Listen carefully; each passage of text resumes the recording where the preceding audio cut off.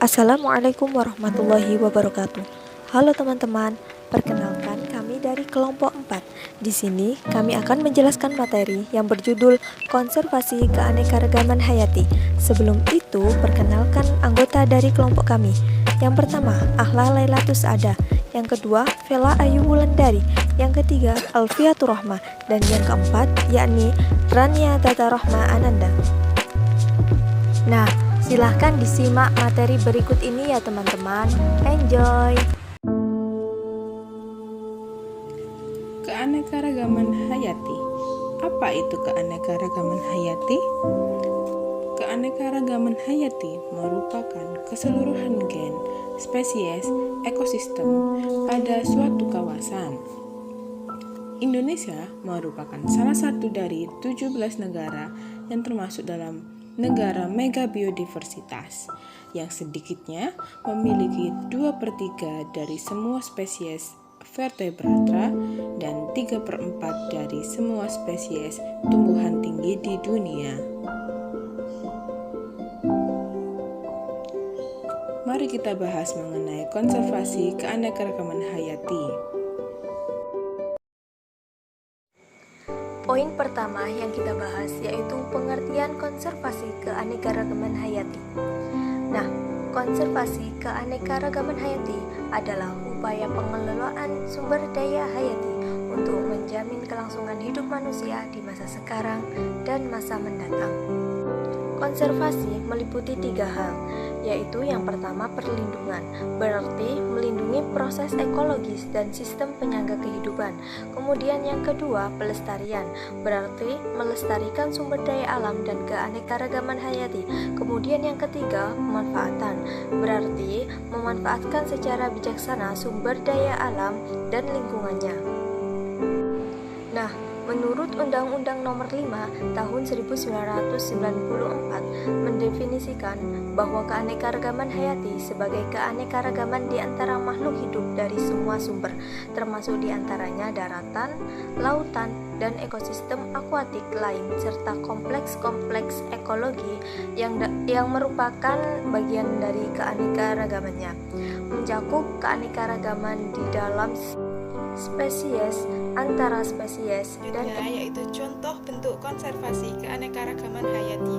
Tempat konservasi keanekaragaman hayati di Indonesia yang telah diresmikan oleh pemerintah, misalnya berupa cagar alam, suaka marga satwa, hutan lindung, taman laut, taman hutan raya, dan kebun raya. Yang pertama yaitu Taman Nasional.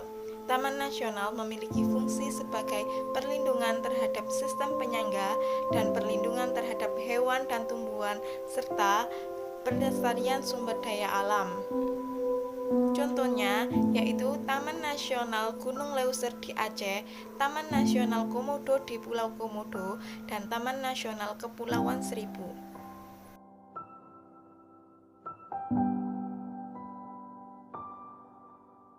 Selanjutnya, nomor 2 yaitu cagar alam. Cagar alam adalah kawasan perlindungan alam yang memiliki ciri khas, yaitu tumbuhan dan hewan yang perkembangannya diserahkan kepada alam. Contohnya, cagar alam Rafflesia di Bengkulu, cagar alam Kawah Ijen di Jawa Timur, dan cagar alam Gunung Krakatau di Lampung. Selanjutnya yang nomor 3 yaitu Taman Laut. Taman Laut adalah wilayah lautan yang mempunyai ciri khas berupa keindahan alam yang diperuntukkan guna melindungi keanekaragaman hayati di lautan. Contohnya yaitu Taman Laut Bunaken di Sulawesi Utara.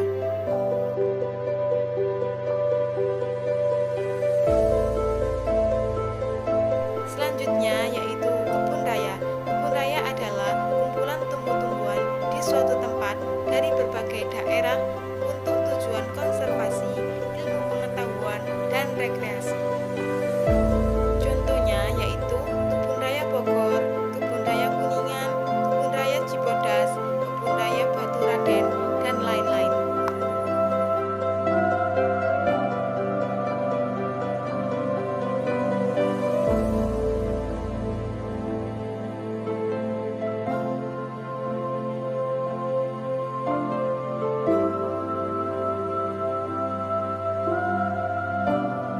konservasi keanekaragaman hayati dalam perspektif budaya lokal. Apa itu konservasi dalam perspektif budaya lokal? Itu merupakan bentuk pengetahuan baik nilai, norma, maupun aturan khusus yang sampai saat ini masih dilakukan, ditaati, dijaga, kelestariannya oleh masyarakat di suatu tempat untuk menjaga kelestarian sumber daya alam hayati.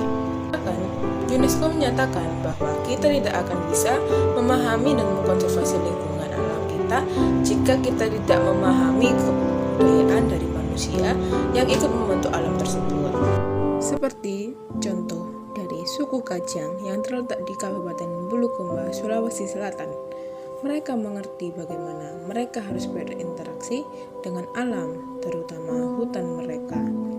Mereka paham bahwa sumber kekayaan hutan tidak sepatutnya dieksploitasi, melainkan harus dijadikan sebagai pendamping kehidupan sehari-hari. Hal itu mereka junjung karena adanya upaya penghormatan kepada Sang Maha Berkehendak yang mereka yakini mewujud ke dalam sakralitas alam. Merusak lingkungan dan alam sama halnya dengan mengkhianati ajaran Tuhan yang telah memberikan mereka kehidupan selama ini. Apabila ada anggota di antara suku Kajang yang melanggar aturan tersebut, mereka harus siap menanggung konsekuensi yang sangat berat.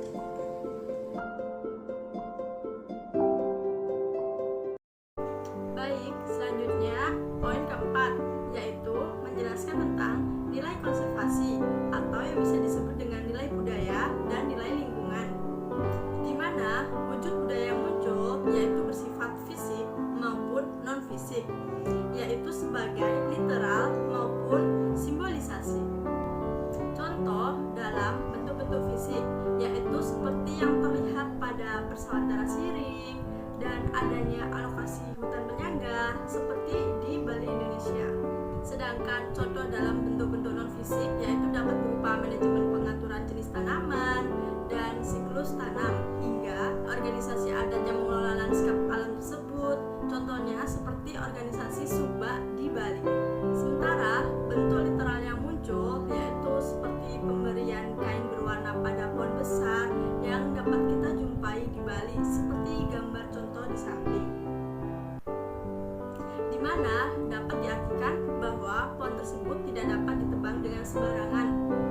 Media ritual adat juga banyak dipakai oleh masyarakat lokal untuk sebagaimana mengapresiasi keanekaragaman hayati. Masyarakat di Bali menggunakan sarana ritual ini yaitu sebagai wujud rasa syukur atas pemanfaatan sumber daya alam hayati yang dapat mereka peroleh. Contohnya seperti ritual tumpek wariga atau tumpek udu. Masyarakat Bali juga dapat mengenal upaya menjaga ekosistem hutan yang melalui contoh seperti upacara Wana Kerti yang dimana diadakan di kawasan hutan pura Batu Karu. Salah satu bagian dari upacara ini merupakan bentuk pelepasan satwa ke hutan. Nah, poin yang terakhir yakni upaya melestarikan konservasi terhadap berbagai keanekaragaman hayati. Ada beberapa cara yang dapat dilakukan manusia untuk melestarikan keanekaragaman hayati. Di antaranya yaitu dengan reboisasi, tebang pilih, pengendalian hama, dan pelestarian alam.